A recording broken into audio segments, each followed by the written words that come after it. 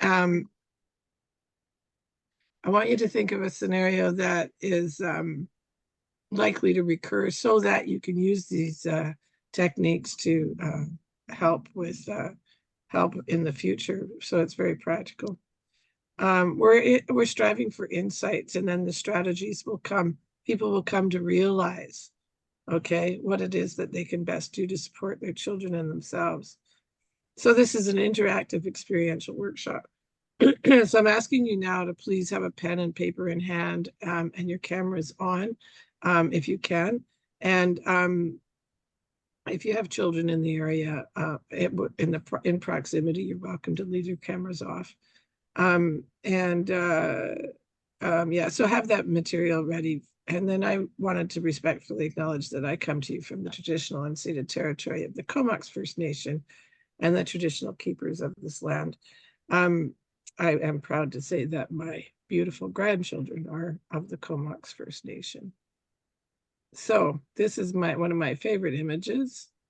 It is a doctor telling Kermit the Frog, what I'm about to tell you is going to change your life forever. Are you really sure you want to know it? Okay, so the good news here is have I got it here? Oops, that's not it. Sorry, just a sec. Oh,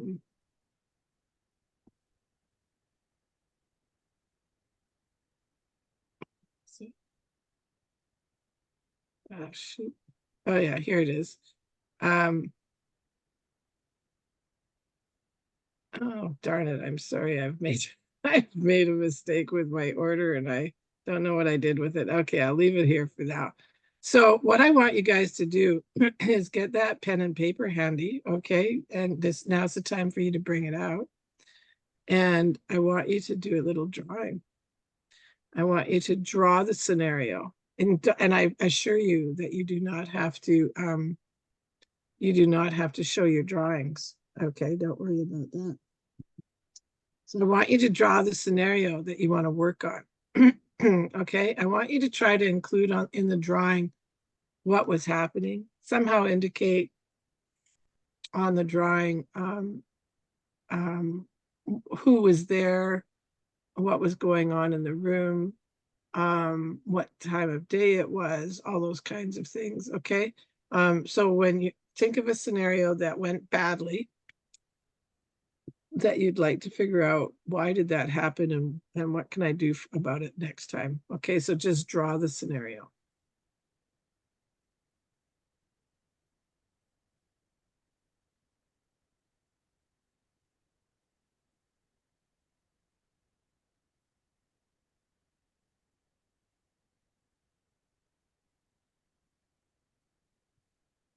By the way, you guys, do you need to tell people that this is being recorded, or did people already know? Yeah, they know every session has been recorded, and people will get the recording at the end. Okay. Okay.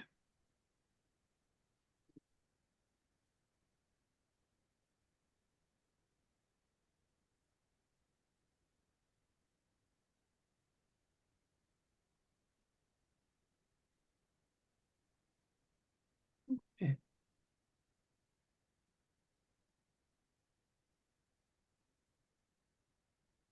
Yeah, somebody, Lori, was called to the school. Yeah, I saw that. Oh, yeah, okay.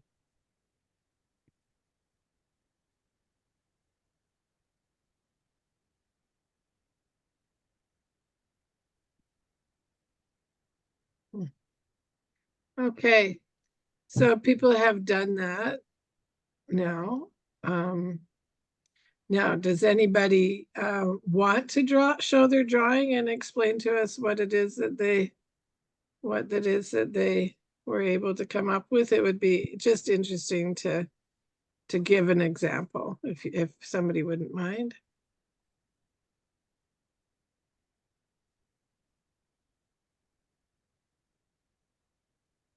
Okay. Well, I can show you. I did a drawing too, but it's really small. Oh, okay. It's very small. Yeah. Okay. I did not have to show that. I can explain it. Just hold it up to the screen and see if we can see it. Okay. Can you see it? Okay. Yeah. Okay. Okay. Okay, so do you want me to explain the drawing? Yeah, if you wouldn't mind. Yeah. Yeah, okay. My granddaughter is 9 years old, and the two people there here is she's with her mom and herself, and she's telling me, and I'm the person here listening. We're at a park, and there are a lot of other people around, and she's telling me something that I did that she didn't like. Okay. Okay, and then when she's telling me here, I remember feeling really sad and embarrassed, and she didn't she was telling me not to hug her without permission, and not to Mm. touch her hair, or any. Mm. Yeah, so I felt really sad and embarrassed, and I remember I excused myself. I told them both that I'm sorry that I have to leave now, because I felt like crying, and I Mm. left. And I know that had a bad effect on her, because I left her with what she was really brave telling me what she was telling me. Mhm. At that moment, I decided to take off and say, Mhm. okay. Mhm. Mhm. Anyway, Okay. that's the scenario. Okay. Sorry.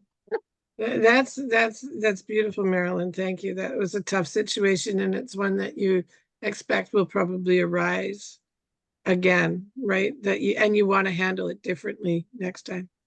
Okay, thank you, Marilyn. I appreciate your bravery in doing that. Okay, so the title of the workshop, we're going to get back to the drawings, okay, you guys. The title of the workshop is discipline, yours, mine, and ours.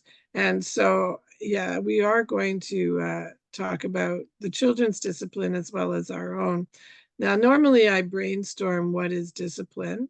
Um, but I've done it before. And so this is what other people have defined as discipline. That discipline is to have rules that are followed, positive reinforcement, setting expectations on how someone should act, set expectations of behavior that is healthy for the whole family, for parents to have boundaries and for kids to learn boundaries, ability to express wants and needs in a clear, kind way, clear, positive instructions on how to avoid the mistake next time, and setting expectations on how someone should act.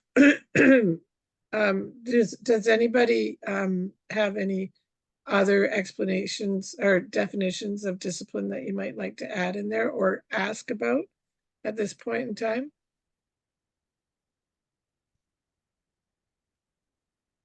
All right.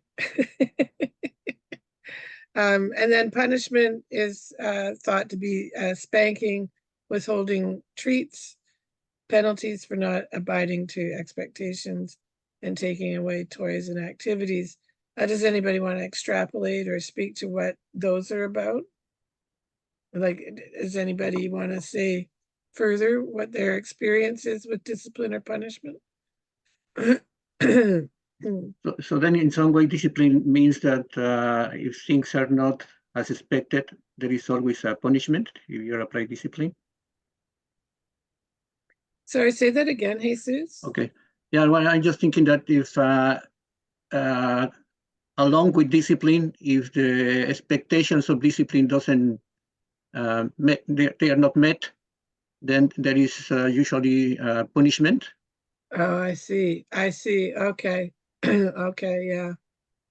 Yeah. I think I think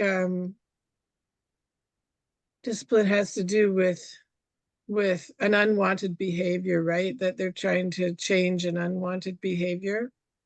And then sometimes punishment is used when by some people if that unwanted behavior is continuing. Oftentimes it's because we have lost track of how we can guide the behavior, um, and punishment is a last resort. Um, that's what I understand the explanation to be. anyway. I don't know if anybody else has other explanation. Do you want us to put our hands up when we want to talk, or just say it? I think we forgot to mention that. I think that I would really like people to speak up. Yeah. Just speak up, interrupt me. Okay. Because I can't always see the people on the screen. So I'm gonna I'll speak up. I'll speak up again. Okay, thank you, Marilyn. I think that punishment, it has to do with hurting the other person, making the other one hurt as much as I hurt because of whatever. But it's like hurting the other one. Okay. That's what I read on punishment. Okay. Okay. Thanks, Marilyn. Yeah, so you're saying that you want, as a person who's punishing someone else, you want the person to hurt as much as you did for their behavior. Or more. Or more. Okay. All right. Okay. And where do you think that comes from, Marilyn? Learn behavior probably. And Okay. yeah. Okay. So that speaks to the importance of why I asked you guys to draw draw a scenario that you want to work on today, because it helps us to remember, like when we think about our behavior so largely, it feels insurmountable. It feels like it's too much. But when we bring it down to this scenario happened and this is what I want to work on, it really helps it to be more manageable and us to feel that we have more empowerment within that scenario and more ability to change that, as opposed to change, we can't change history, but we can empathize with our learned behavior, right? We can come to a scenario with compassion for ourselves. And this is why the very first slide was about is about the good news and the bad news kind of thing, about we can influence things. We can't change the past, but we can have compassion for ourselves and understand where we're coming from. Somebody has a question. Okay, go ahead.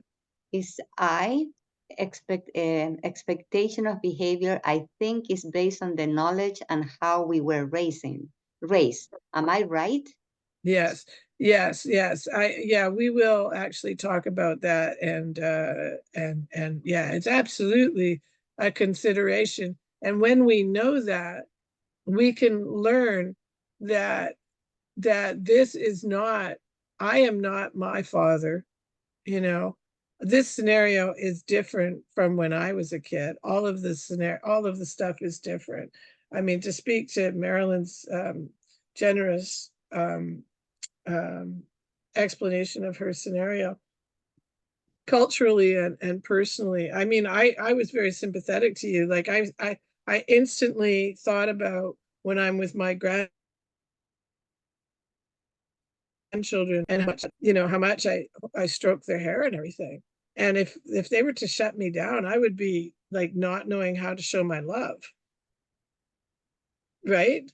And so that was very confusing. And from confusion comes embarrassment, right? When we don't know what to do. But yes, absolutely, our behavior with our children is influenced by our history. We can acknowledge that, and then we can change our own behaviors. We come by it honestly. So the main themes of this workshop is that you cannot water a garden with an empty watering can, that caring for yourself is caring for your children. Okay. So again, that empathy for yourself helps us to better support our children. And then also understanding your child's personality and their developmental stage is paramount to being successful in supporting them and being happy and secure. I remember, and Maria and Marilyn may remember this journey for me, because we kind of raised our kids together as colleagues. I remember the day when my son was about 6 years old, and he was so oppositional and had an anxiety disorder, and it was just a mess. And he was diagnosed finally Oh, maybe he was older. He was about 9. He was diagnosed with a learning disability. And my husband, up until that diagnosis, was convinced that our son was just being obstinate, just being a pain in the ass, just being oppositional, and all these things. Well, if children are being those things, there's a reason for it. Their little hearts are pure, and I remember getting on the elevator after that, after this child psychiatrist told us all this stuff about our son, getting on the elevator with my husband, and my husband saying, well, I'm an idiot, right? You know, he was he was trying to change the behavior the only way that he knew how, without compassion or understanding for the child's personality and his developmental stage. And that developmental stage can be whatever it is for your kiddo. You know, the kids develop at different ages in different ways. Um, Young kids' hearts are in control. They act on instinct formed from experiences and survival. They're not in work mode.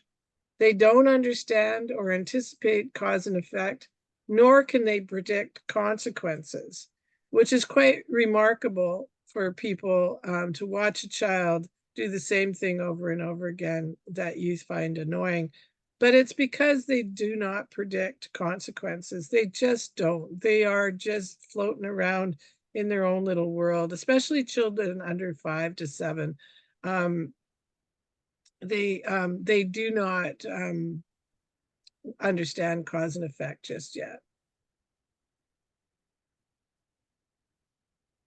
If you approach your situation knowing that your child's needs and behaviors are pure, okay, this is one thing that you could put on your fridge.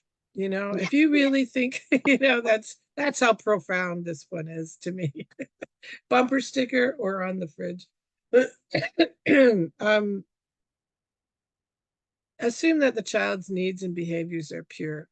They are not sophisticated enough to be messing with you. Okay. And if they are, we have to try to remember that children will do things to draw us to them because they need us to be drawn to them. They need us. So we've all heard that expression, better bad attention than no attention, right?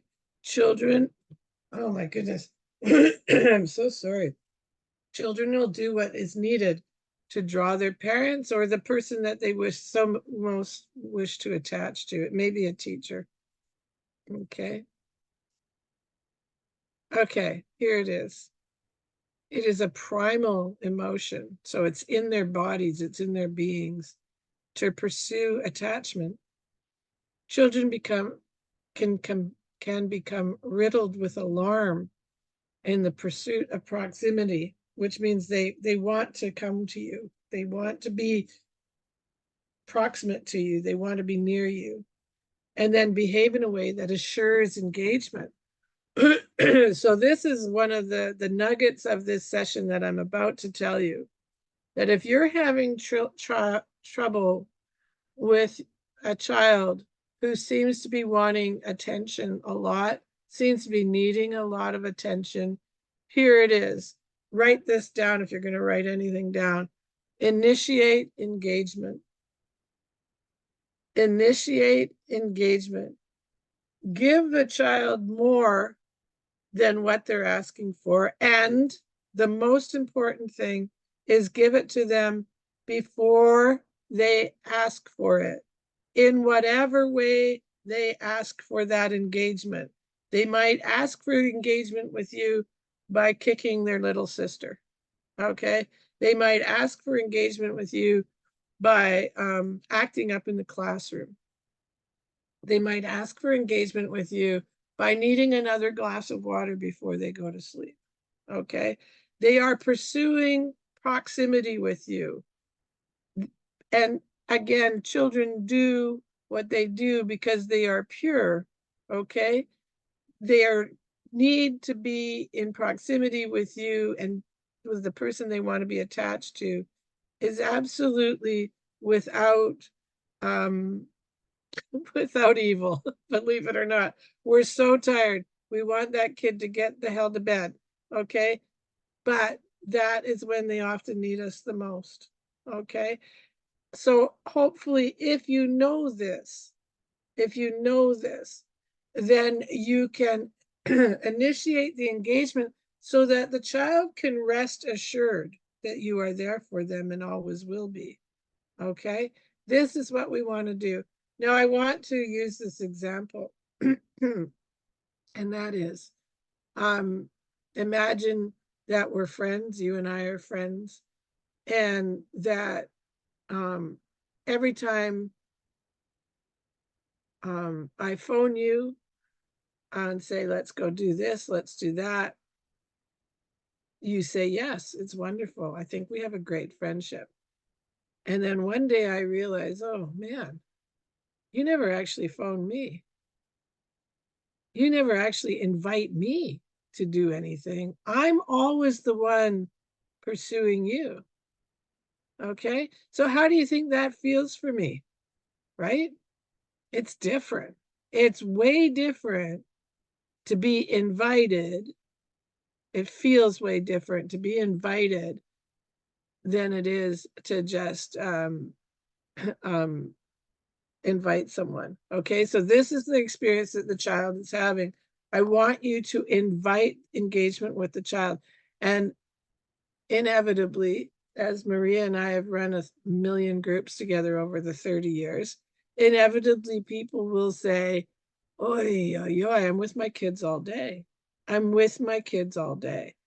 But pay attention to how many times you invite them as opposed to you responding to their invitation. Okay.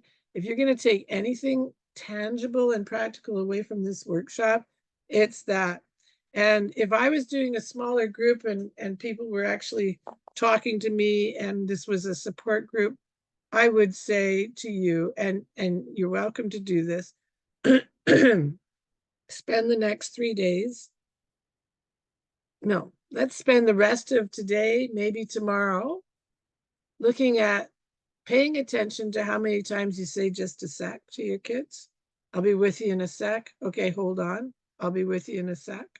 Okay. Pay attention for the rest of today, how many times you say that. And then for the next 3 days only, because I don't want you to feel like this is the rest of your life, for the next 3 days, initiate engagement with your children and see what difference it makes. If you see them coming toward you, go to them, physically go to them first and do what you do. Either, tousle their hair. Hey, buddy, what's happening? Whatever it is that you do, go alongside them while they're playing a game, and just be with them, touch them. And then you can walk away. You don't have to spend the next 20 minutes with them. Touch base with them, initiate engagement, and then walk away. And in 3 days, you will see a difference in their behaviors. They will be assured, they will be able to rest assured that they are the most important thing in your life. Okay. And that's what young children need to know, that they are safe and secure in relationship with you. And then they don't have to pursue it.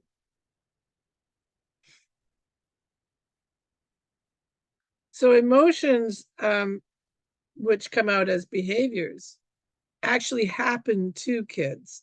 For example, when kids are alarmed, they lie instinctually to maintain connection. They don't want to jeopardize connection with you. So they will tell you what they think you want to hear. Okay. Separation begins defendedness. One must bridge the separation.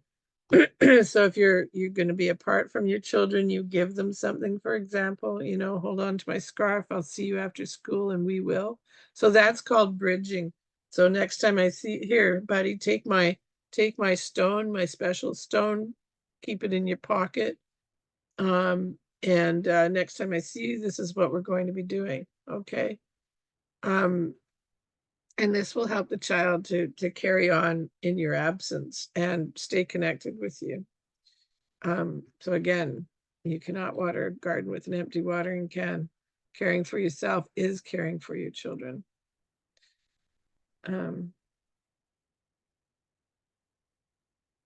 So, I was in the middle of writing this. The bad news is, as a grown-up, we have to take responsibility. But the good news is that, what's the good news? You can change outcomes. Okay, you can.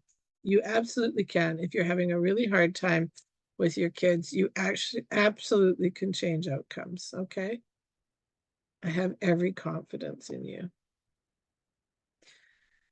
We need to be the answer to our children. This is our responsibility. The children are only children. They can sense when they are too much for us. A child must be able to rest assured that we are the answer for them. So when we are feeling overwhelmed and that we don't know what to do, a child becomes concerned that they are too much for us. Okay. And that's where you get like complicit behavior, where the child just becomes like a little servant to the parent. They don't want to, they want to be very careful to not be too much. If you have a child that is mouthy and oppositional, it means they feel safe within that house, and that there's unconditional acceptance for them, and that they are never too much for us. For us to say things like we don't know what to do can be quite alarming for a child. It is unfortunate that people have found it to be what's the word, accepted. I mean, there's a for children who are super bossy and take charge. I mean, there's a developmental stage when kids are like that, and it's appropriate. But when it goes on for too long, the child is taking charge where the adult in the household should be taking charge, and that's not a good thing.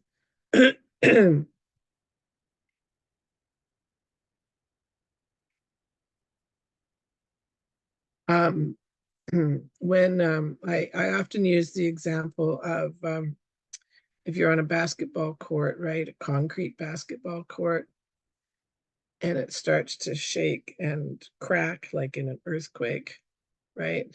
Um, this is what a metaphor, like, I feel like, for parents, like, we are the foundation that our children stand on.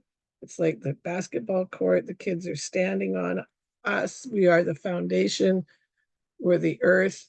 And then if we start to crack, the children hold on to us harder and more. They're more demanding. They're more seeking attention and connection and assurance that we can handle anything that happens, because they look up to us. They need us to have all of the answers. Okay.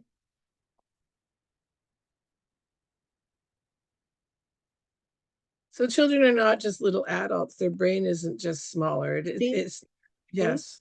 Just a Yes. question in terms of when if mom is cracking down and the child, first you said it takes charge is okay, right? It's a good thing, but is there an age when you have to kind of start worrying about if somebody the child is very controlling or takes charge for everything? I don't know that there's an around 4 years old, 3 or 4 years old, they start to get bossy face, and that's developmentally appropriate. But if they stay like that all the time, then that's an indicator that the child is taking charge because they're not confident that the parent is taking charge. Thank you. Okay. If it just becomes all the time. Okay. So the remedy for that would be to start to initiate engagement with that child. So if you have a child that's say 12 years old, is totally bossy face, is always grouchy and with their interactions with their kids, with their siblings or with their parents, to bring them in, because to me, it's around the age when kids can start to become attached to peers. They start to move away from us and they attach to peers, or they attach to electronics. They are losing human attachment, adult attachment with the person that they're meant to be attached to. And then they lose their way. They have to keep coming back to us, but we have to draw them back in a way that matters to them. Okay? In a way that matters to them. Sorry, was somebody trying to speak there?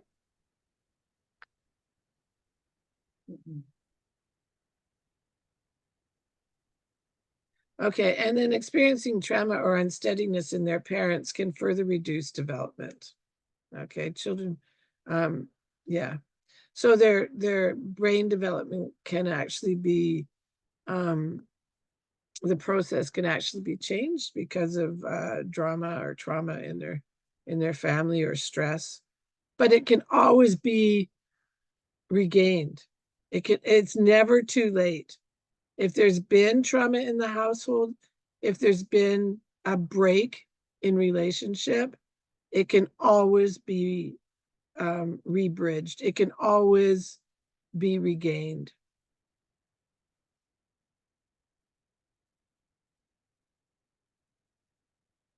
Yeah, I wanted to talk a little bit about guilt and shame. I know Marilyn brought it up. So this is a definition that I had a little bit of trouble understanding and getting my head around. Guilt is a behavior that you did something bad, like you made a mess. I did a bad thing. Guilt is easier to heal, okay? But with shame, the focus is on ourself. It is the belief that you are bad, a bad person. So that's not as easy to heal until you go back to explore when you started feeling like that. All in childhood, maybe you did not feel seen, heard, soothed, etc. Okay? So when, as parents, we feel shame about our past or anything, if we know that about ourselves. But when it comes to parenting, you can't always get to psychotherapy. Okay, you don't have the time or the money or the resources to figure out, your history and so on. But what you can absolutely do is empathize with yourself. That if you don't have a moment with your child that you're super proud of, know that you have a history of feeling shame about yourself and that thinking that you're a bad person.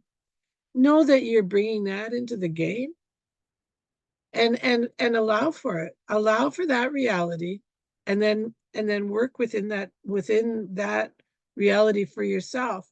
Have compassion for yourself and try again. You can always try again. You can always do it again. And if you find you messed up, we will talk about repairing the relationship. But if you find that you mess up, there's one program that says getting it right 70% of the time is good enough. And we cannot, it also says the first 1,000 times are the hardest. Oh yeah, we have to give ourselves some grace. And this speaks to this as well. Yeah, the thinking, feeling, and doing are all connected. That we think that we're doing something wrong, and so we feel embarrassed or ashamed, and then how we feel impacts what we do next, right? And then it's all connected. So if you start with the doing is the easiest one to change. Of those three things, the doing is the easiest one to change. So if, for example, you have a lousy outcome with a kiddo that you wish you could do better. So you look at that, you look at your drawing that you did, and you think about what you did in that behavior and what you could do differently. That's going to impact, so you do something differently. Like, for example, you start in the next 3 days, over the next 3 days, initiating engagement. That is a doing thing, okay? So what's going to happen next is the thinking. You're going to start thinking, oh, okay, this actually works. This actually works. The kid is being filled up now. The kid is being able to rest assured that they have me, okay? And then your feeling is going to change. Your feeling of being competent as a parent, your feeling of this person I saw in the workshop, this Syd person, seemed like a bit of an idiot, but now I'm feeling like maybe this outcome is better. So you start doing it more, and the thinking comes along more easily, the feeling comes along more easily, and it moves along. And if you find, in my example of initiating engagement, if you find that the child's behavior starts to regress, that they start to do the same, for example, bossy face stuff, or picking on their sibling, or misbehaving in class or whatever, then regroup and start to think about, what's happening for the kid. Why are they doing that? Has anything changed recently? And how much have you initiated engagement lately? So here's this is the next little exercise that I want you to do. I want you to draw another picture. And the reason I want you to draw and not use words, okay, is because it's another part of your brain that is function. So try as a grown-up, and again, nobody has to see your drawing, but I want you to spend the next couple of minutes drawing what matters to your child, okay? So draw an image of your child, and then draw the stuff that is, for example, yummy for them, what's yucky for them, what's scary for them, what's fun, what makes them sad, happy, curious, jealous, grumpy, tired, embarrassed, or feel ill at ease, okay? So I want you to spend a couple minutes drawing those things, okay? And it is going to be like 5 minutes. We're going to give you a whole 5 minutes. What time did you guys want to take a break? Did you want to take it at 11? Marilyn, you're muted, lovey. That's what people do usually, but it's up to you, really, and Okay. and people too. Yeah, Okay, somebody's saying yes. Okay. Kathleen is saying yes, so 11. Mm-hmm. Okay, so I want you guys to start drawing all those things. I'll leave it on the screen, and then that'll take us to 11 o'clock, and then we'll take a break. Okay. Sounds good. Can you put it back? Yeah, the slide. Sorry. Yeah, I didn't mean to move that.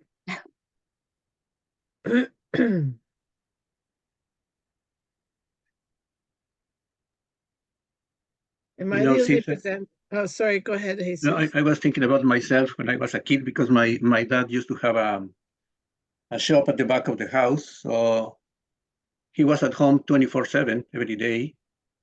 So physically, he was very close all the time, but emotionally was not. No, and then he died like 6 years ago. And then I was watching him. I was thinking, oh, that's very sad. Now that we are these two men, that we are adults, that I love this man, that probably this man loves me, but we were having a very hard time to connect emotionally, no? And it's very sad that you lost that opportunity, because when he's gone, everything is loose in some way. No, I mean, you can recover some things, but now that connection is gone. And And I think I say this. I am saying this story because I think I am always worried with parents that they didn't have maybe to suggest them to try to do that connection no matter what, because it's going to impact your whole life if you don't do that connection with your children, no? And I think it's very easy. And I think once you learn how to have that connection, it's a lot of fun. It could be a very creative process, that part of how do you connect with the other person to try to think how she or he feels. Yeah, we have an alarm for everybody. Okay, gone. So yeah, so my worry is that we as parents we lose the opportunity to connect with them, because I think once you have that connection, you can have that connection forever. Yeah. Yeah. Yeah, I think, we're in such a different stage of life than the people that are participating in the workshop. And we know stuff in hindsight, right? So are you saying I am an old guy? Yes, Jesus, it's exactly what I'm saying. Yes. I know, yeah.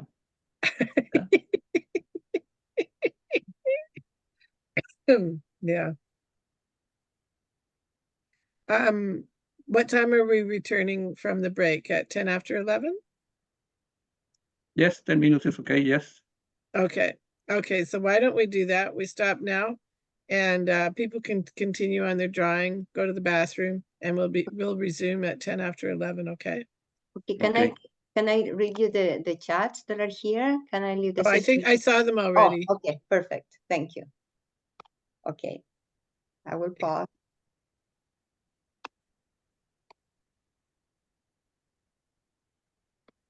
Yes, I have a daughter, 3.5 years old.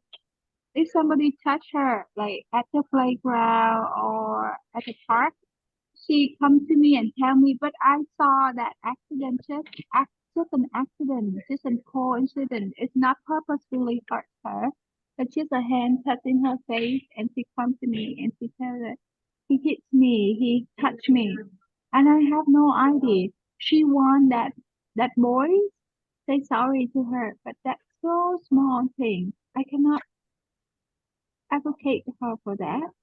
No. So I just say this is an accident, Karen, but I don't know how to explain this thing to her in Okay, the right Tam. way. Yeah. I think that, do you want me to give you an opinion on this?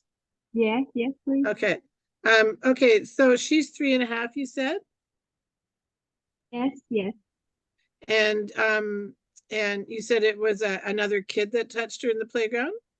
Yeah, just on the face, and this is an accident. It's not purposefully. Yeah.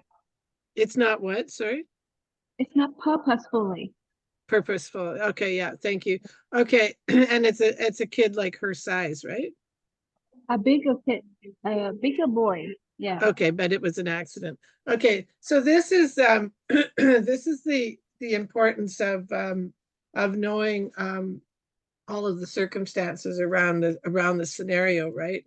And now, Tam, I would like you to think about and tell me, why do you think that she came and told you? What do you think her objectives were?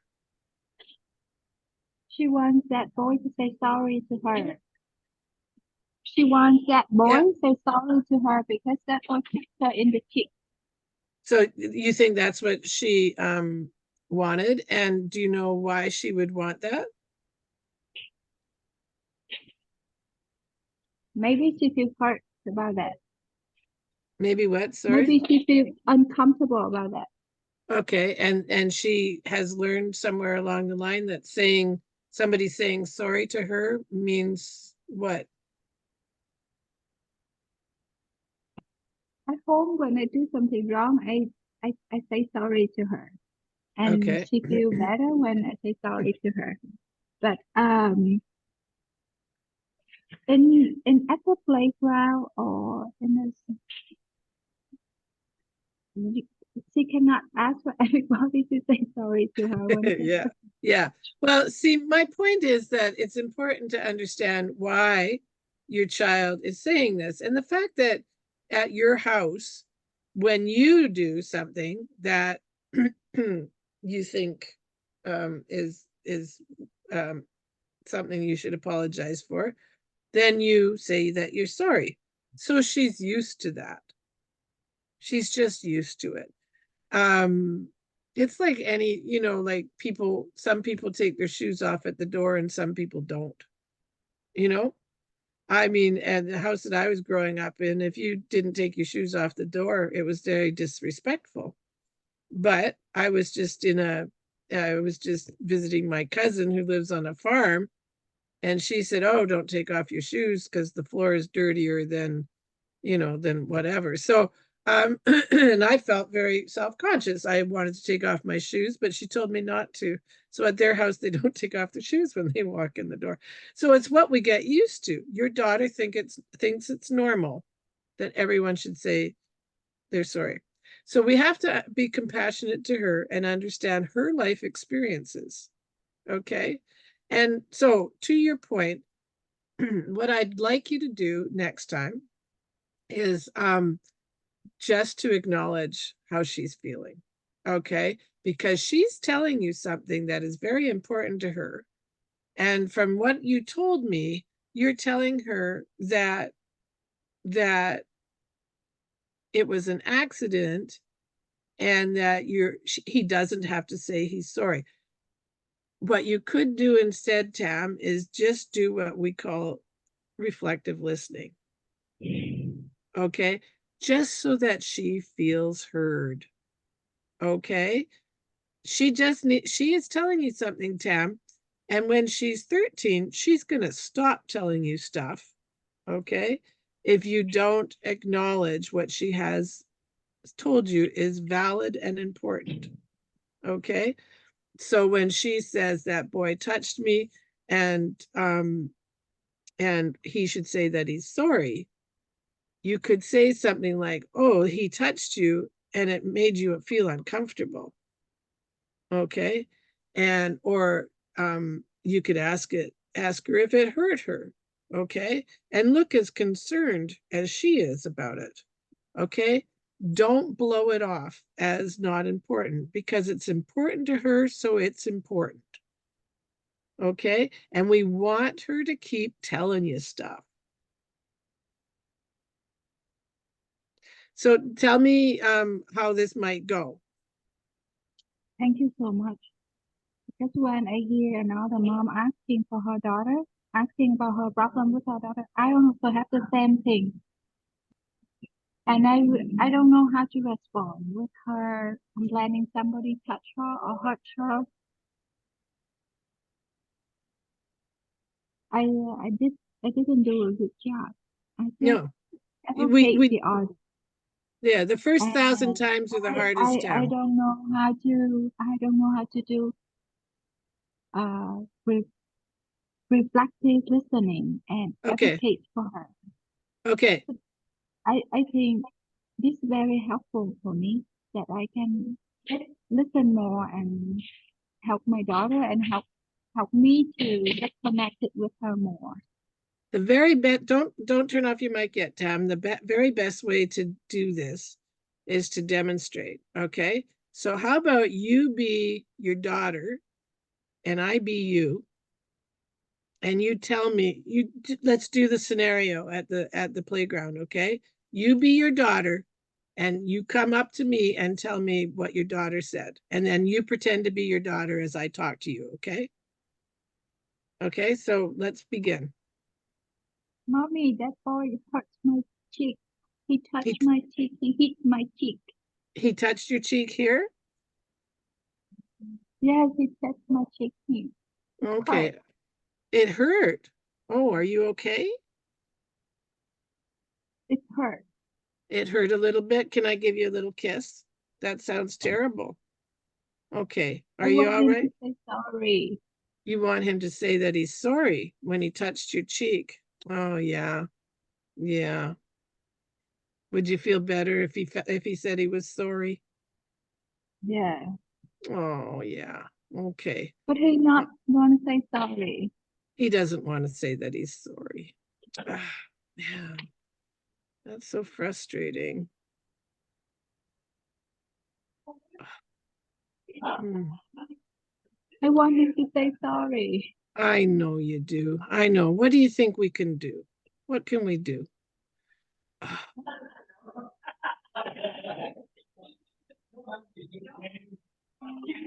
I, hmm.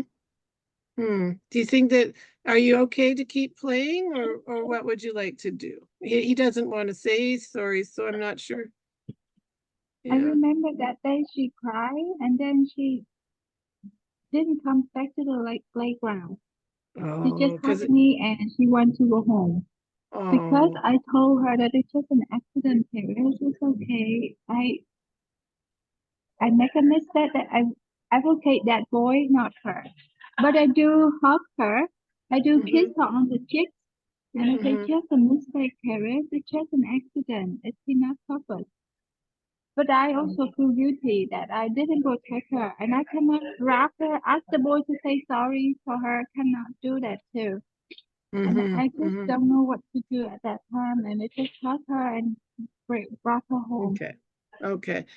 So yeah, I think that she didn't know what to do, and she just wanted to leave, which is, we wish that she would stay at the playground and have fun and not be afraid, right?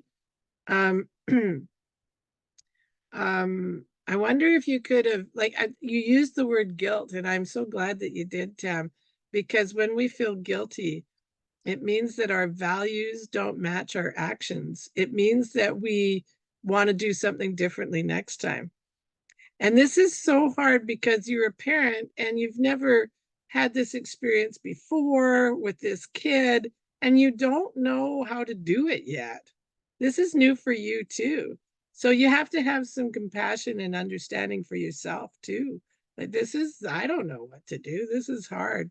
So when you're thinking about, if you drew that exercise, what matters to your kid, for example, what do you think she would have liked you to have done? What matters to her?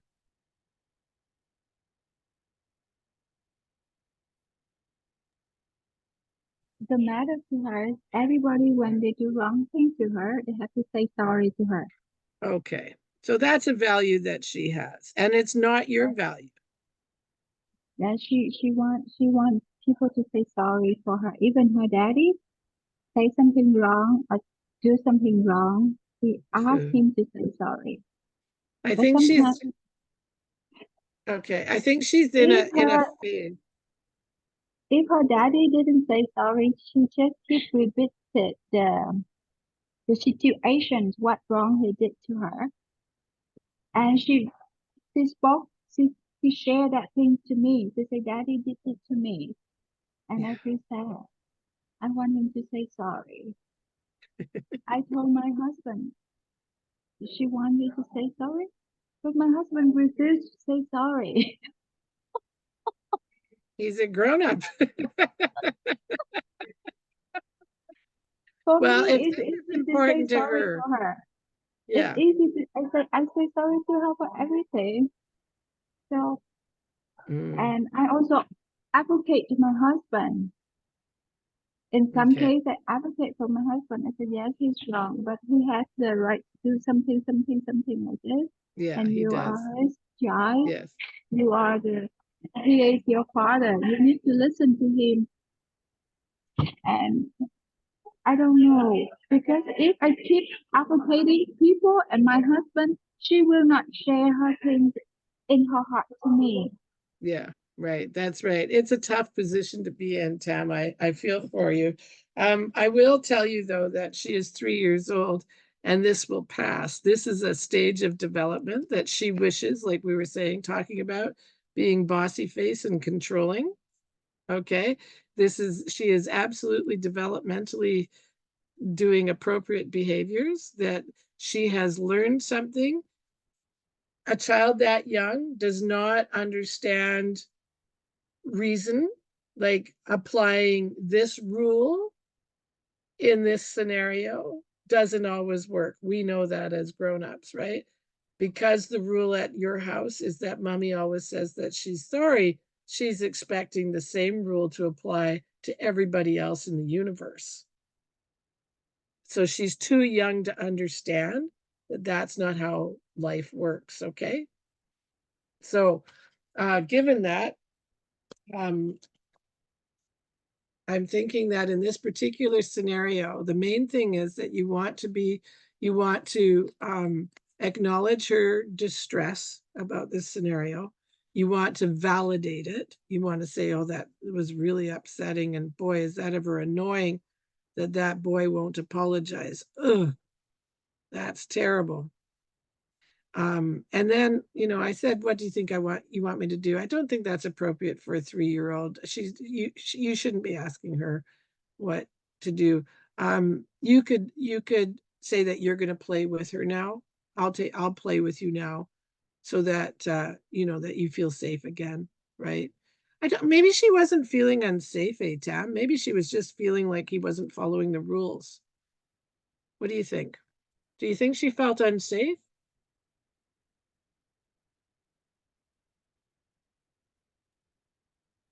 I think she just want to follow the rules She because just wanted to follow the rules. yes, when she goes to daycare, any boys do something wrong and they don't say sorry to her. They come home tell me that boy did that, but he didn't say sorry to me. So and she learned the way that not to say sorry to me when she do wrong too. Okay. Before Okay. easily for her to say sorry when she does anything wrong. But after she go to daycare and schooling and the playground, she see people don't say sorry to her when they do wrong things. And she Mhm. come home, see when to do wrong things, say when you do wrong, what you say. Mhm. She just ignore it. Yeah. Yeah. Yeah. Yeah. And And sometimes yeah. I might ask her, is it right or wrong? It's wrong, but she say it's right. The Yeah. answer is kind of Yeah. try to Yeah. avoid to say sorry. Yeah. Yeah. I feel like she has a sense of this being an injustice, that people are not saying that they're sorry. I would say that what you can do is acknowledge that not everybody says that they're sorry, that we say it more at our house than probably anywhere else, that you could tell her that when people at preschool don't say they're sorry, it's because maybe they don't say that at their house and they're not used to saying it at school. That it's okay. It's a rule at our house, but it's not always a rule somewhere else.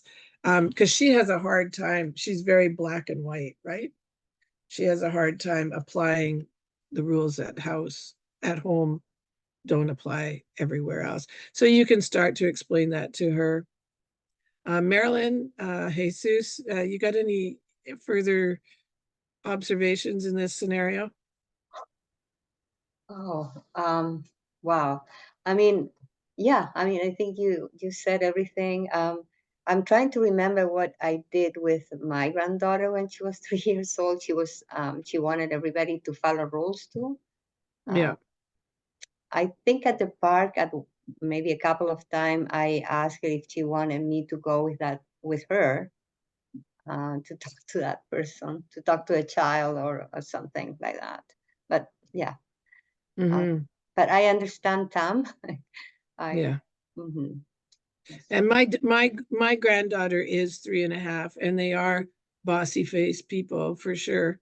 And it is a phase. It is a phase. And all we can do is acknowledge them so that they keep telling us. But yeah, starting to have a conversation about what people do in each other's house, different people in different houses, that sort of thing might help. Yeah. There is a question from Nicole. From Nicole. Co-parent to try to use your methods. Okay. Mm-hmm. Oh, sorry, Jesus, were you going to say something? No, just that there is a question from Nicole. Yeah, this workshop is very informative. Do you have any suggestions on how to get a co-parent to try to use your methods? That's a whole workshop, Nicole. What I would like you to do, Nicole, is At the beginning of the workshop, I asked you guys to all draw a picture of a scenario that did not go well. I would like you to apply that same principle, Nicole, to a situation with the co-parent that does not use the same methods as yourself. And try to draw that scenario. And of course, it's going to be a little more sophisticated because we're talking about adults. But the intention behind that is to understand the person's what matters to them. You know, sometimes with adults, it's a matter of winning or losing and or being heard and all that. First of all, Tam, I'm going to say thank you very much for your question. I super appreciate you speaking out. And I'm going to move on now because Tam, there will be more answers further on in the workshop, and I appreciate you guys coming with questions. I really appreciate that. It's helpful to everyone. So this says strive for insights and strategies will come. I think this is such a beautiful image to me for a number of reasons. One of them is that there's two people doing something, a child, we'll say a father and a child, doing something that requires both of them to be able to make it successful. But the father is ensuring that it's successful, okay, by being able to balance a ball between them. One of the things that we can do to build connection with our kids is to do interactive, reciprocal things back and forth, okay? If you find that your child is losing attachment with you, for example, if your child, to Tam's point, or to the other person's question about the co-parenting, if you're finding that that person is got a strong desire to be in charge, there needs to be opportunity for them to be in charge. And it might be things that we can facilitate for them to be in charge of that we can live with. You know, people need to be respected and feel like they're contributing. The next exercise that I want you guys to do is to think about the same scenario, but I want you to draw this scenario from the child's perspective. Okay, now this is very different from what you already drew.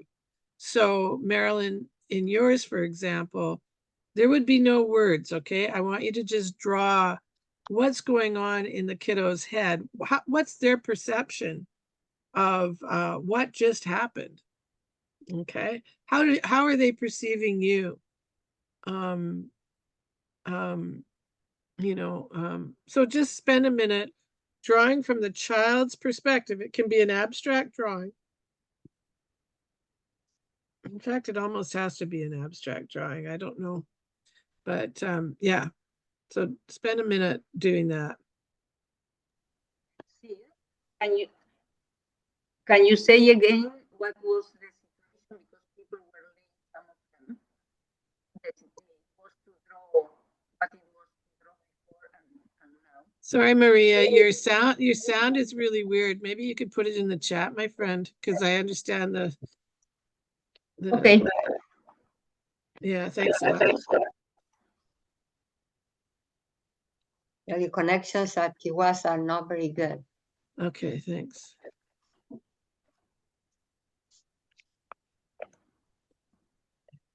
So draw from the child's perspective that same scenario that you drew before.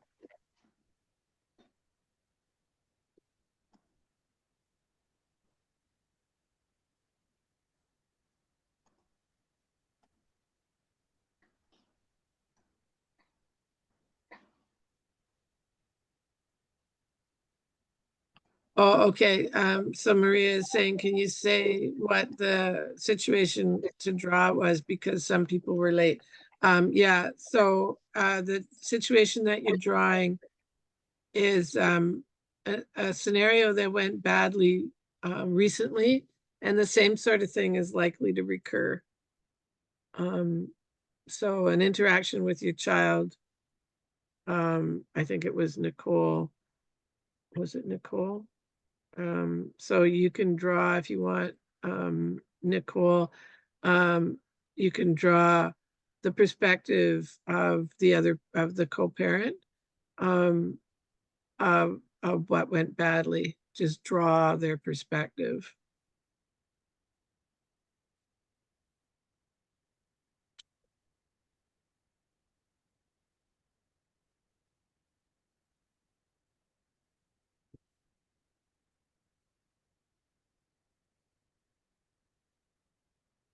I'd really like someone besides Marilyn to, or, one of the participants to show me their drawing, if you wouldn't mind, just for the sake of discussion.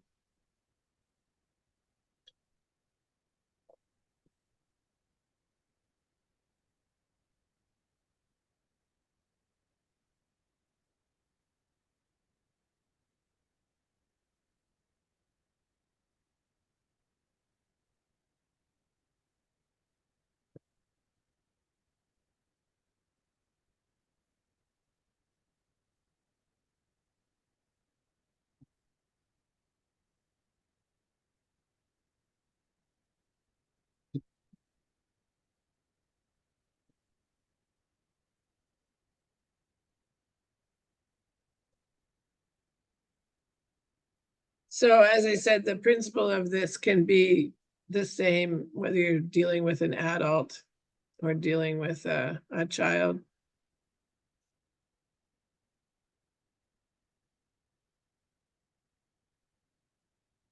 I think that if we can drum up empathy for the other person and look at it with some grace of what was actually happening for them, why were they behaving that way, it's helpful. Oh, Nicole, okay, you know what? I did that because I think you were the person that was in the bathroom.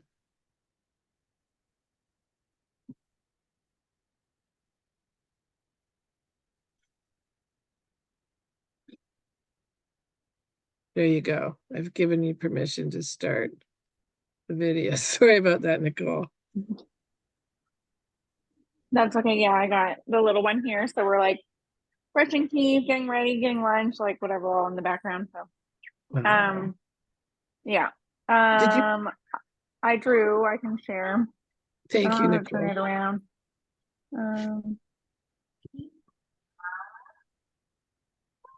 Oh God, how do you get it to focus? Yeah, bring it closer. Okay, tell us about that drawing. Is this the child's Focusing. perspective? Oh, I thought you said to draw the other one. Oh, but sorry, I think forgot. No, go ahead. Go ahead. This is the Oh, co-parents there you go. Because I perspective. had There you go. blur on. Yeah. That's why. Yeah. Yeah. Yeah. So the parents' perspective for me is that the infant. Oh, sorry. There's volume in the background too. I don't know if you can. That the infant is not giving the parent validation. Okay. So that's the person's perspective, is that they're not getting validated. Right? Yeah. Okay. All right. The infant is not validating the parent. Yeah. Yeah, okay, I understand. Okay, Nicole, thanks. Okay. So let's make a little, I'm going to draw something here, because drawing is just so effective. So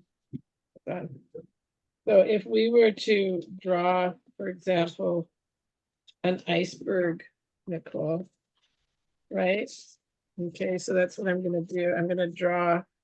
So this is the iceberg, and then, oh man, of course the marker doesn't work. Here we go. So this is the iceberg. Okay, and then validation. Okay, so lack of. Okay, so if this is Okay, so at the top of the iceberg, the part that can be seen is a lack of validation. Okay, so Nicole and anybody else, let's talk about what is underneath here. What's underneath? What's happening for that person? What are they feeling that's underneath the surface there that we don't see? What's going on for them? Fear.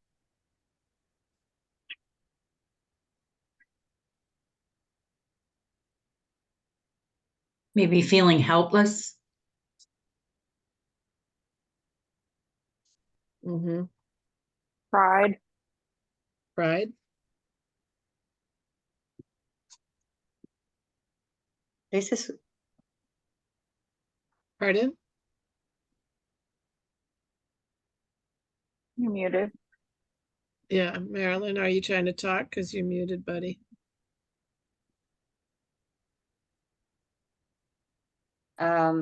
Maria has a suggestion for you to stop sharing. So Okay, thank you. Sure.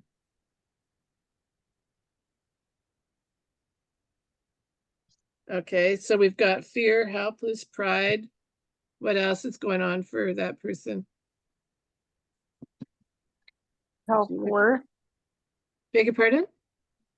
Self-worth. What about the self-worth? I don't know, like seeing, like needing, I guess it's the same thing as validation. Like needing others to approve of you or think of you positively and like to feel self-worth. Okay. Is this something that that person Maybe regularly control? like needing to control situations. I don't know. Okay. Mm-hmm. Would you say that they're experiencing a lack of control at this moment? Yeah. Okay. Okay, lack of control. That needing for other people to think of you positively, is that an ongoing feeling for that person, or is this new since having the baby? Ongoing. Okay. I was just surprised that it would be directed at a 2-week-old Mm-hmm. Mm-hmm. that doesn't have the capacity to validate anybody. Yeah, right. Okay. So what can we do? What can we put underneath there? Like look at Nicole, what I have so far, right? Mm-hmm. So if he doesn't understand the child's capacity, what can we say is underneath in the underneath the part of the iceberg?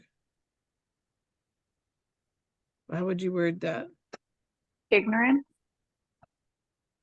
Okay.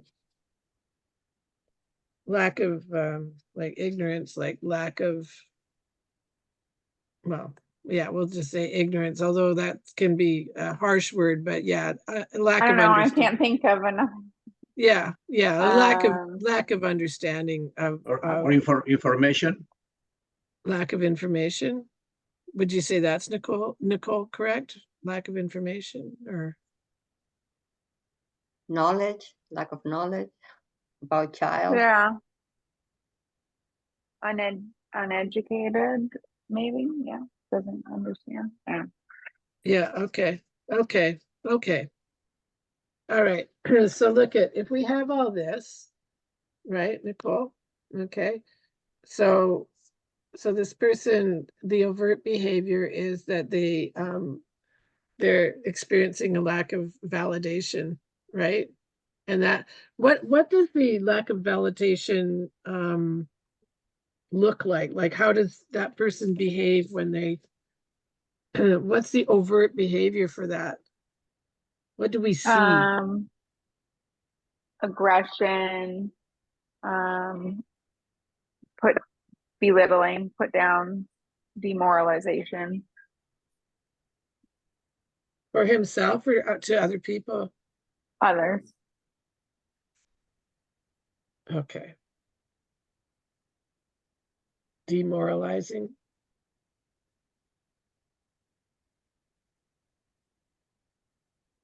Okay. So I think that, okay, so now what we have is the overt behavior is aggression, belittling to others, and demoralization of others, okay? And then when we are empathic and we look at what's going on for them underneath that overt behavior, we look at the person is experiencing fear, helplessness, a lack of pride. They need others to think of them as positively, and that you said is a ongoing behavior that doesn't happen just because of the child. They are experiencing a lack of control, and they have a ignorance of the child's developmental stage. They're uneducated. Okay, would you say that that's correct so far, Nicole? Yeah, I don't know. The ignorance and uneducated one, like, I'm not sure if that's completely accurate.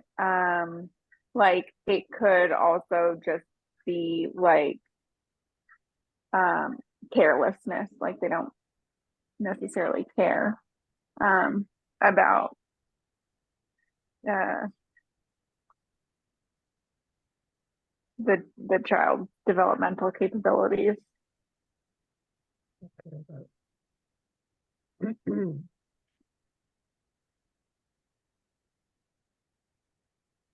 So there, are you implying that regardless of the child's capability, the person has that expectation? I mean, I can't be certain, but that is my observation. Okay, that's your take on it. Yeah. Okay. Okay, so we have a lot of stuff going on for this person, and it sounds like it might have been a condition that existed before the child was born, right? Yeah. Okay. This is their personality or their traits, okay, before they had a child. Yeah. Okay. Okay. Okay.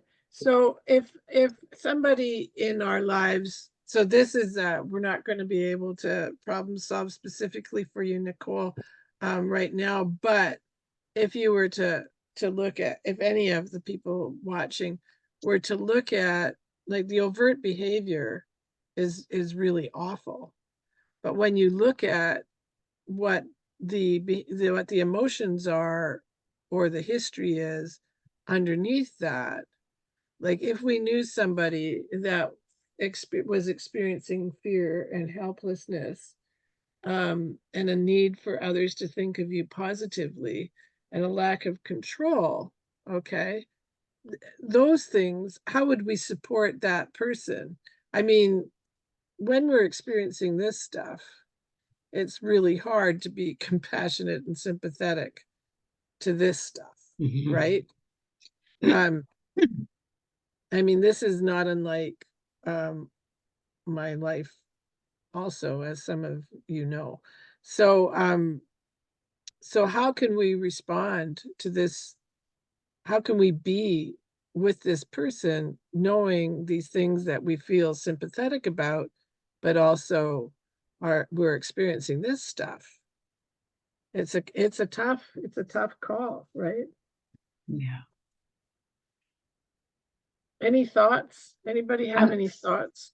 I'm just guessing in listening to this that perhaps there's some unmet needs, childhood needs that the adult has experienced. So when I was a child, maybe somebody didn't respond to my needs the way I needed it. Maybe somebody didn't show me love and affection. Maybe somebody didn't show me that they cared and they were compassionate. Those kinds of things. I'm just wondering if that might be a possibility. Mm-hmm. Thank you. Yeah, I'd like to add that maybe he's feeling left out, jealous. He doesn't realize that the little baby needs all the attention. I'm just writing this down.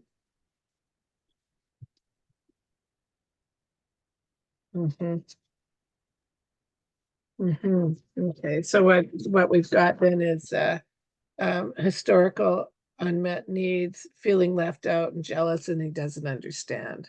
Oops. Yeah. Okay. Yeah. So we're getting into problem solving here. With 11 minutes left. I know, 10 to 10. I know. Yeah. So it's such an important scenario that we want to give respect to. It's okay to continue. If you need more than after 12, we can continue. I'm wondering if I might have the problem solving technique actually on my little thing. Actually, let's see. Yeah, here it is. Okay. Okay, so this is something that Jesus is going to be able to also send to you. So Nicole, are you still being able to be with us? I know you're with children and stuff. Okay, so this is what we call problem solving technique. I had it set up to for a different purpose, but we'll use it for this. Okay. Okay. So this is and Jesus will send this to everybody. Oopsie. Jesus will send this to everybody. This is a problem solving technique that's created by the Nobody's Perfect program. So we want to look at what's happening for both parties involved. And this is something that, Nicole, where do you live? Sorry. I think my co-parent actually maybe took that course, Okay. maybe. Okay. Did you say Fernie? Surrey. Surrey. Okay. Okay. And I think that I don't know if other people can spend more time with you on this. I certainly can outside of this workshop if we wanted to work through this, Nicole. But for everybody else, this is what I'll just introduce this concept to you. So this is, you want to do each step at a time, and you don't want to go from one step, number 1 to number 3, for example. You want to do one step at a time. So the first question is, what is happening for both parties? So we want to look at, like in this instant, what's happening for you, and then what's happening for the other person. So what we've talked about only so far is what's happening for the other person is that they're showing aggression, they're being demoralizing toward other people, they're belittling to others, and they're seeking validation. So that's what we would say is happening for the other person. And then we want to look at, in this example, what's happening for Nicole. Okay, so we write down a list of what's happening for Nicole. And then we want to look at, separately, we want to look, why is this happening for both people? And we've already kind of done that with the iceberg. Why is it happening for them? Is a fear, helplessness, pride. We want to include there the historical unmet needs, feeling left out, jealous, doesn't understand, ignorance, lack of education, doesn't care about the child's capabilities. So all of those things has to be written down, like why is it happening? And then why is, in this case, Nicole behaving the way that she is? And only once we look at both of those sides can we look at what can we do about it. We can move on then. So like an example of this would be, so what's happening? He's being aggressive and belittling and demoralizing. And then if we move on to what can I do about it, you're not considering all of the items in number 2 that actually invoke quite a bit of empathy, from me anyway. I feel for the person. He's fearful. He feels helpless. He feels a lack of pride. And for the record, I think that a lot of people feel that when they have a newborn baby, because they don't know what the hell they're doing. And we're not the best, the secondary caregiver is not the best person to be able to meet the needs of a 2-week-old baby, right? So it feels very strange. So only then can we move into what can I do about it. We start, uh, you could brainstorm some ideas that may or may not be realistic.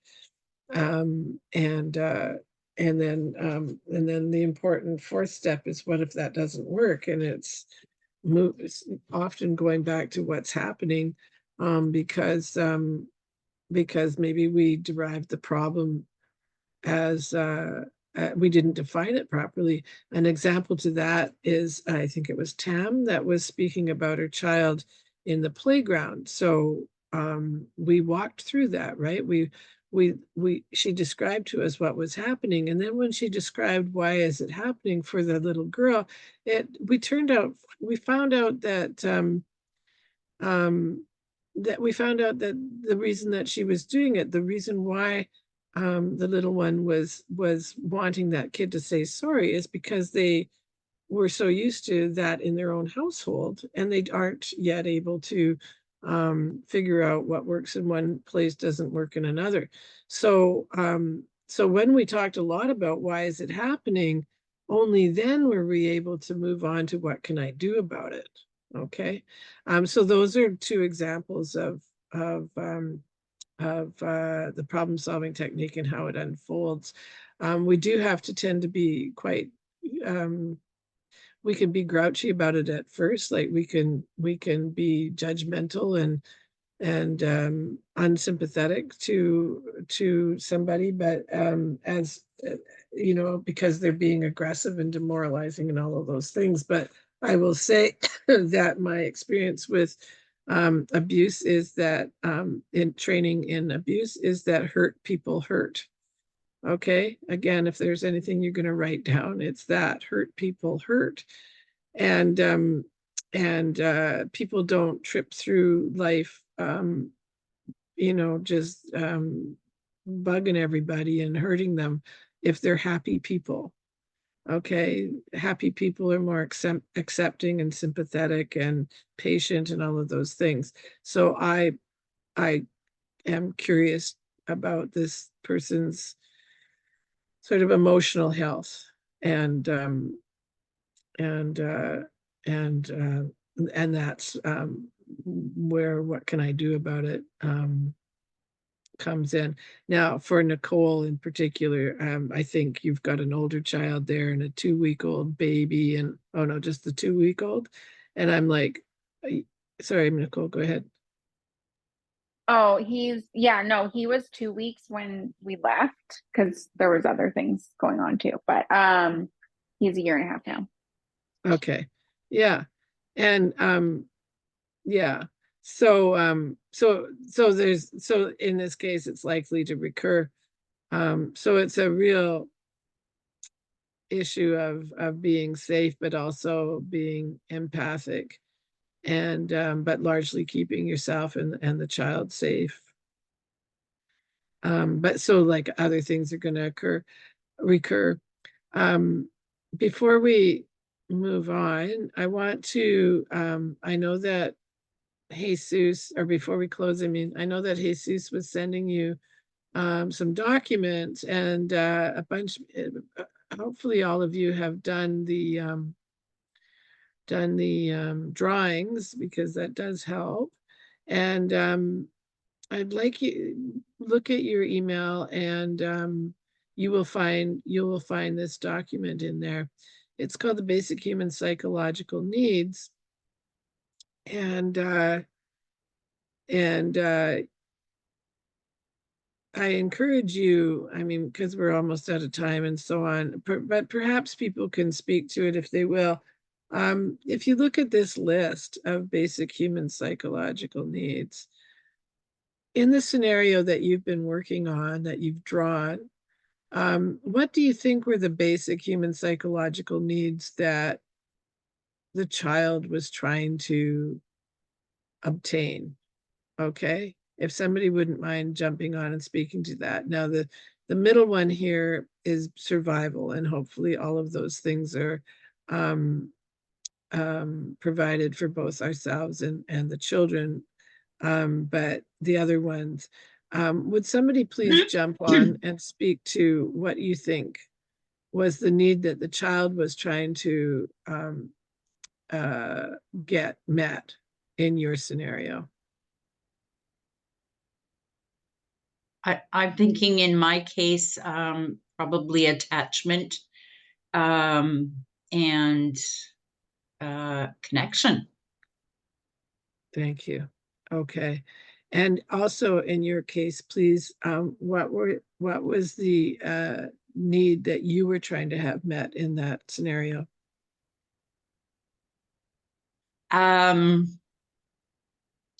Probably control.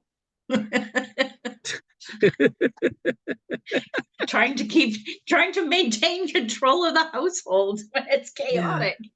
Yeah. Okay. And so in that observation, what would you say you would do differently in your scenario then? Well, my hope is that I would seek out connection rather than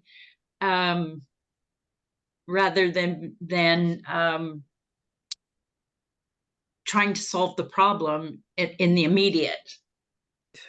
Yeah. What was the difference between, did you do the drawings? Yes. Okay, well, what was the kinda, difference sorta. between, yeah, sure. What was the difference between the drawing that you drew when I said draw the scenario, and then when I said draw the child's perspective? What was the difference? In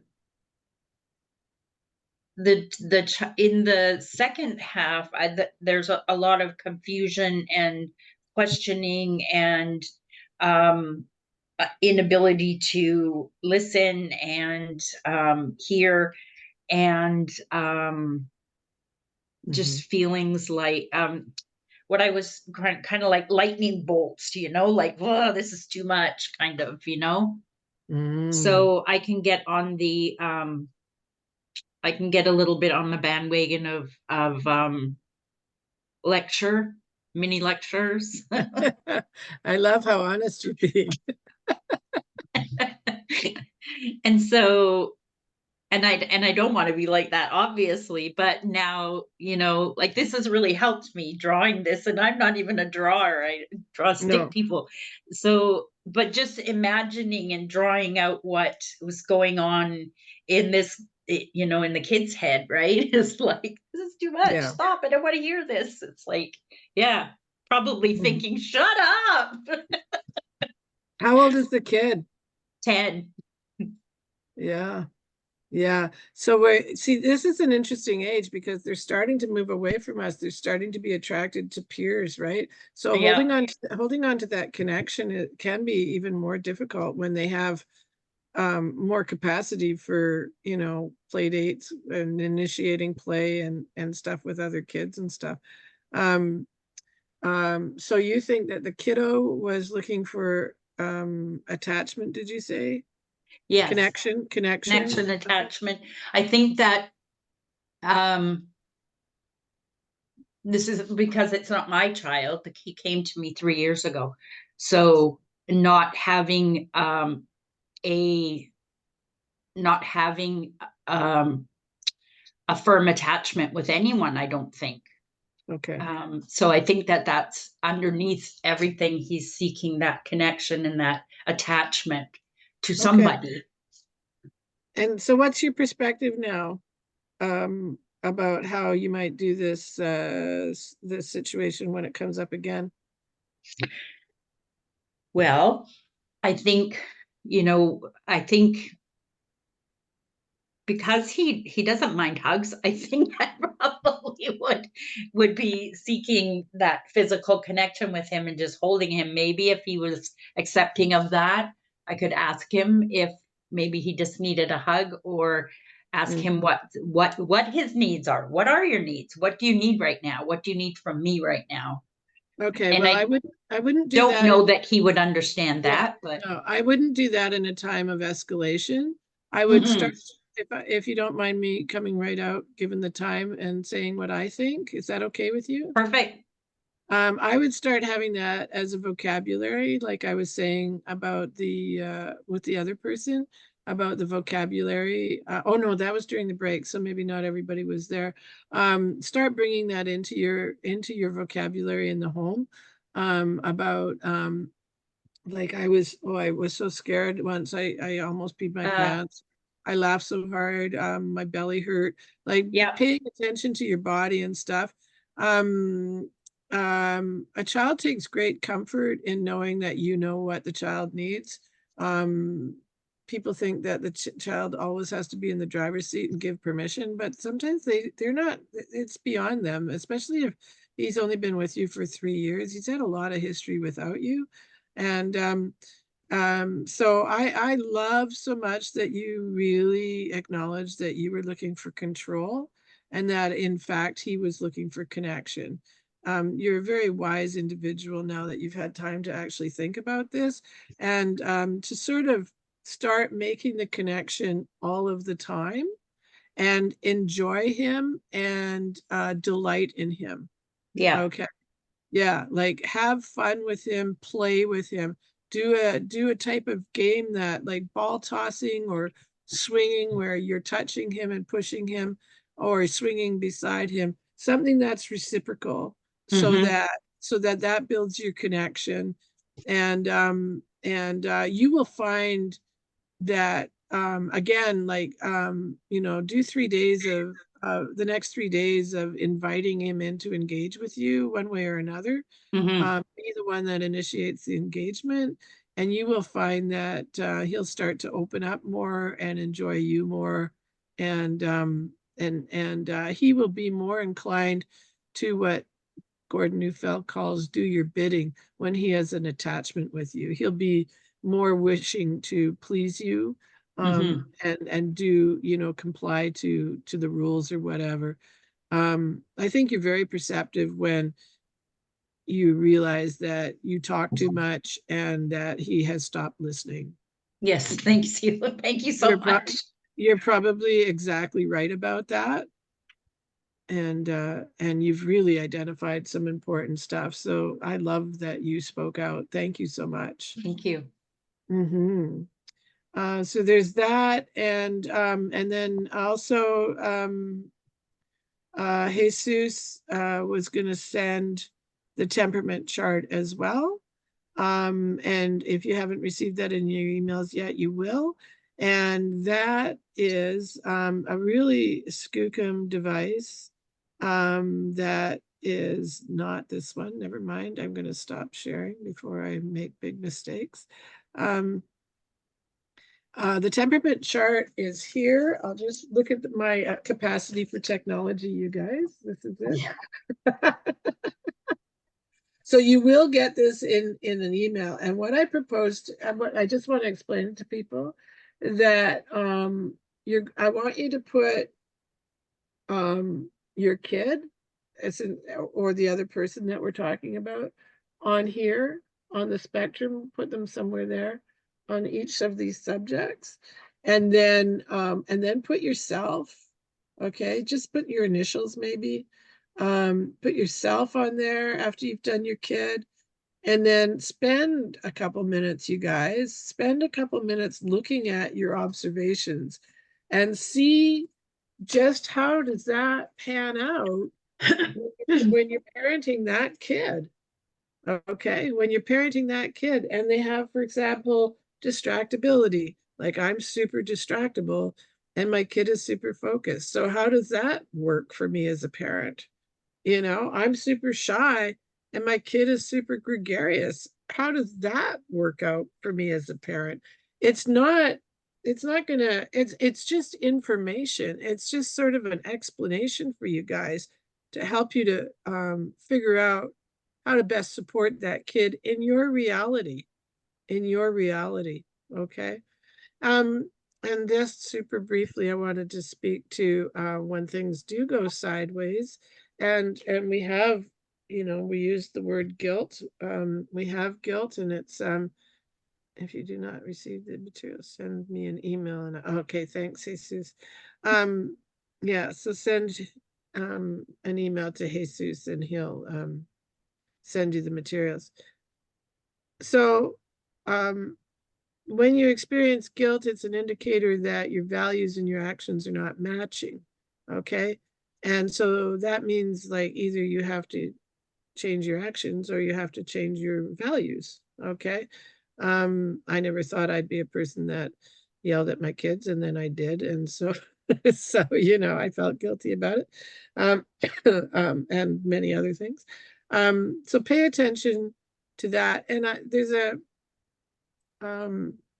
lovely scenario that my beautiful son and his beautiful wife handed me recently inadvertently, and that was what I like to call the bubble bath scenario, where my beautiful son thought it was a good idea to bring the baby, like the 1-year-old, into the bathtub when his mommy was trying to have a bath. Okay, well, she was really pissed off that he did that, and then we broke it down. We talked about it. It was literally the day before that he did that, and it was okay. But this particular day, it was not. She was so angry that he did that. And we talked about it. And of course, it's not about the bubble bath. It's all those things under the iceberg, right? And it's about communication. And she's a new mommy. She wants to be alone for a change. She wants to enjoy her bath by herself. And so we want to always explore the stuff that's going on, and what can we change and what can we not change, right? And what can we do and what can we not do yet? It's just our life right now, but what can we do? And somebody mentioned that the last person that was speaking, where you were saying that you wanted to control things, and that maybe you need to control stuff elsewhere, because right here and now you can't actually control something. But to have as much compassion and empathy and grace for yourself as you do, because we're all trying as you do for other people, because we're all trying our best. We're all trying our best with what we've got, right? And understanding, having some grace for the child's developmental stage, their life experiences, as well as other people's, as well as your own.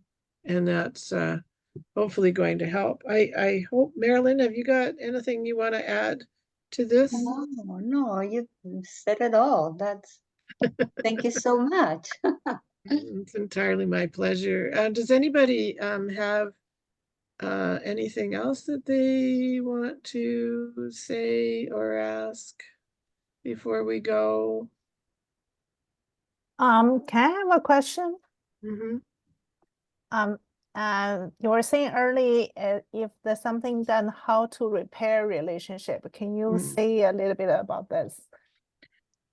Well, the first thing is acknowledging that something went badly. Okay, we can't do anything about it unless we admit to it.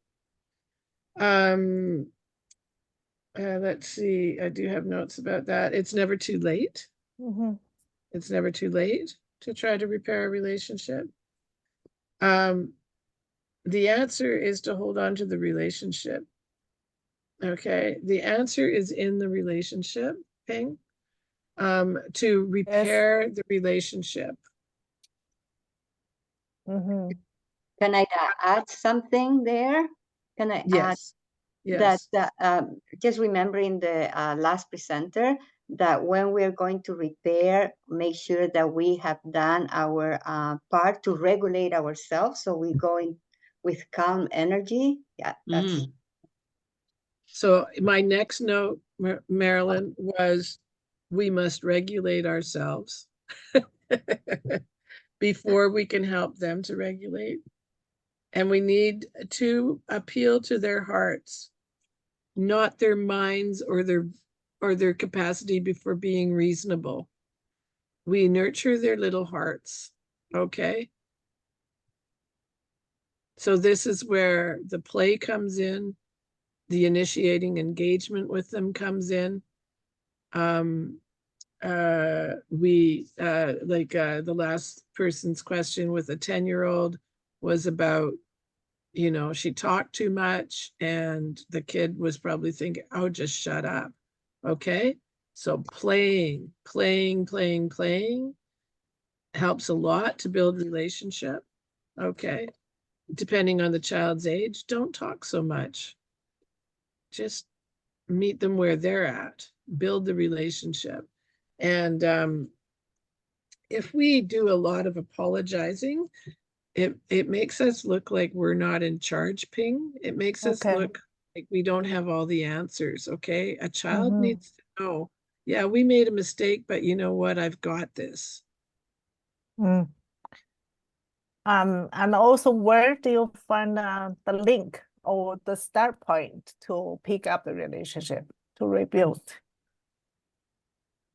Sorry, after guilt, did you say? Like, no, in repair relationship, where do you find the point, which point to, or where to pick up to start again? Like, Is this a relationship with yourself and a student, or what is the circumstances, Like, Ping? Are you wondering for a work parent? is a lot of newcomer families, and they sometimes for older kids, they Yeah. have a relationship between parents are not really working. So like you say, prepare a repair relationship. So where is the point with younger ones? You say start playing and inviting them. But for the older kids, they already start having their own life or their circle of friends. So as a parent, where do you get back into again? You need to woo them back into relationship, Ping. You need to Yeah. entice the youth back into relationship Mhm. with you. For me, it was snowboarding with my son. I had to Okay. I couldn't learn how to snowboard, but I had to learn how to ski so that I Mhm. could take him snowboarding, so that he didn't go snowboarding with other people. He went with me. I was Okay. the person that was the answer for him for things to do Okay. when I had to repair my relationship with him. Okay. Woo them, like you're Mhm. flirting with them, like trying to draw him into Yeah. things that matter. Going on dates, going to do things that matters to the kid. Learning how to play a video game so that you can play with the kid. Okay. Yeah. Um, touch gently, and just move away again with the attachment exercises, Mhm. begin a conversation, but don't expect too much. What happens, I think, with immigration and is that the children can be embarrassed of their parent, because the Mhm. child will likely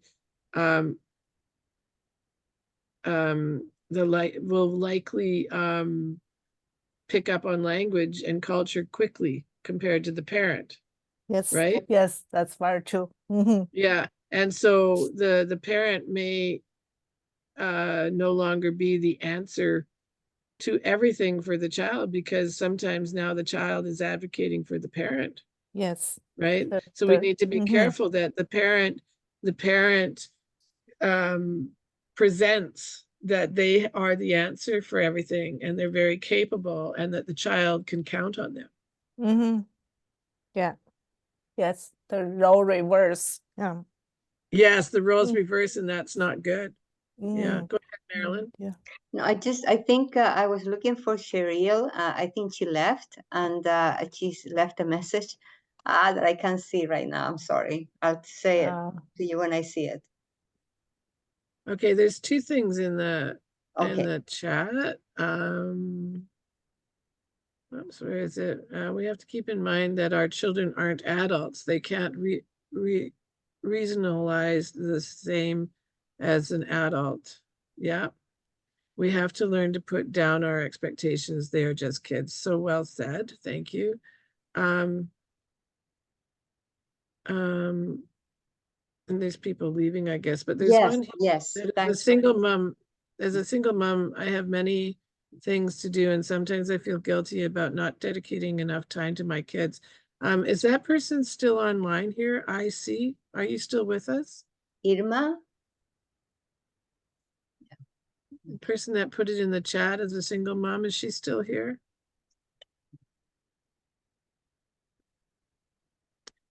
Ping, was that helpful? Yes, yes, that was helpful. Thank you. And then you You're have very welcome. Yeah, I think IC is still CO, here. CO, CO. IC. No, IC. I think IC is gone, but CO. Oh. Oh, does that person have a question too? No, she's saying thank you. Oh, you're welcome. Yeah. Thank you very much, so much, everyone. This has been very thought-provoking, and I'm grateful to have the opportunity to participate. That's nice. Okay. Okay. All right. I guess we've gone 20 minutes over. Okay, so yeah, can we close? And Yeah, absolutely we can. well, thank you so much again to you, Syd, for this time, and thank you everybody that participated and asked questions and gave us examples. And also want to remind you before you leave that next week we have the perfect presentation coming up. Is nonviolent communication. This is amazing what you will learn about communication in the family with the children, you know. So I just wanted to advertise that part. And again, thank you for, you know, this presentation. I don't know if anybody else wants to say something to see it, but I'm very, very good in terms of practical, you know, what to do. Okay. Tam, you're muted, Tam. You're still muted, Tam. Thank you. Thank you very much. I learned two things very important here is initiate engagement and reflective listening. That is very powerful things, I think. Good. I love it. Reflective listening. That is Yeah, I learned. very Yeah. good. Thank you, Tam. Thank I'm you really so pleased much. for you. Thank you so much. You're very welcome. My pleasure. Yeah, it's great. Thank you. All right. Thanks, everybody. Thanks so much for having me, Marilyn and Jesus. I love working with you guys. Thanks, Tam. Bye-bye. Keep it up. Bye. Thank you so much. And I'm going to end the recording. Yes, now I will say the thank yous. Okay. To record. Yes.